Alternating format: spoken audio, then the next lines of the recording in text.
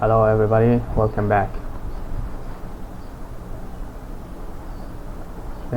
Setting up your environment in VS Code and using the GCC. Okay, most people treat code like magic spells. They copy and paste from Stack Overflow. But you're here to be an architect. Today, we build your forge. We aren't just installing an app, we are setting up a pipeline that turns your thoughts into high-performance machine instruction. If you can get past this 5-minute setup, you have already outlasted 50% of people who tried to learn C++ programming languages. Okay.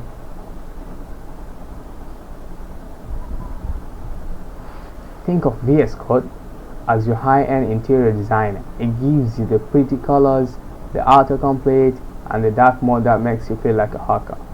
But VS Code is just a text editor. It's a fancy notepad. It doesn't actually know how to run C++.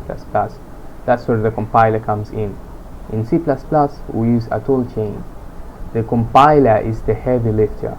It takes your code, checks it for errors, optimizes it for your specific CPU, and spits out an executable file. This is why C++ is faster than Python. Python interprets code line by line while it runs. C++ prepares everything in advance so the CPU can just sprint. Okay, here we have zero friction setup. There we go. Window users, we are using this thing, the MSYS2. It sounds technical, but it's just a package manager that gives you the industry standard G++ compiler.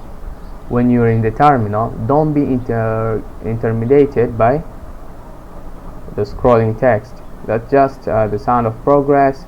Mac users, you have got it easy by giving this thing xcode-select space double hyphen install. That gives you Clang, the same compiler Apple uses to build macOS. Okay, I shall remove this.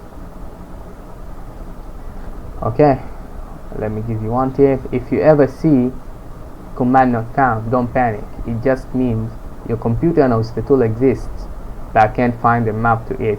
We call this the environment path. And also, if your compiler gives you a red wall of text, congratulations, you're officially a C++ developer. The compiler isn't yelling at you, it's your best friend telling you exactly where the ship is leaking before it leaves the dock. Check the description for the quick fix if you hit a wall here. Okay, the fast compilation. Now the moment of truth. We are going to type G++, name of the our C++ file, which is hello.c+, -o, then we give it a name, my program. This command says, hey, G++. Let me type the command first. Give me a short period of time to copy it. Yeah, this one, sorry, it's there, I didn't see this. Here is our command. What this command do is, it says, hey, G++, check my source file, compile it, and the output, which is the -o, -o, should be a program named my program. Hit enter. If nothing happens, that's good news. In the world of compilers, silence is a compliment. It means your code is perfect. Now run it. How to run it? We're gonna use this type of command. Let me show you. / name of the program, like the one, it was my program. Yeah, the one we created earlier, it was my program. So we're just gonna run // then my program. Look at that, you didn't just run a script, you just manufactured a piece of software. Okay, let us do practically. I'm gonna start with our program again.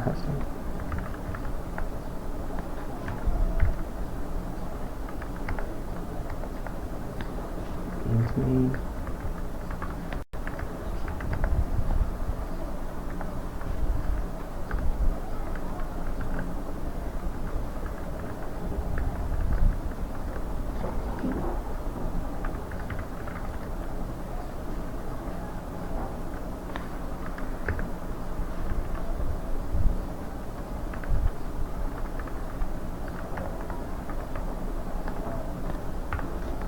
Okay, our program is it is done. Yeah, the program is done right now. So we're gonna run it as the way I taught you. Say you're gonna write G++. In my distribution, I use a Linux distribution, Kali. So it is pre-installed. G++ is pre-installed there. If it's not there in your distribution, you'll need to install it. Okay, G++, name of our file, which is hello. Then we want our output to be high program. Okay, I'm gonna hit enter. There we go. The compiler is silent, and we always say silence is a compliment in the world of compilers. Okay, so we're gonna run // name of our program, my program. There we go. As you can see, the output is here, hello world. Okay, a quick tip here. Notice how fast the program runs, and that's because it's a native binary. No virtual machine, no overhead. It's just a raw speed. Okay, you have officially crossed the threshold. You have a working C++ environment. Next lesson, we stop printing hello and start talking about memory. I'm going to show you how to carve out specific bits of your RAM to store data, and why choosing the right variable is the secret to writing code that runs 100 times faster than competition. Subscribe, and I'll see you in the next lesson. Thank you.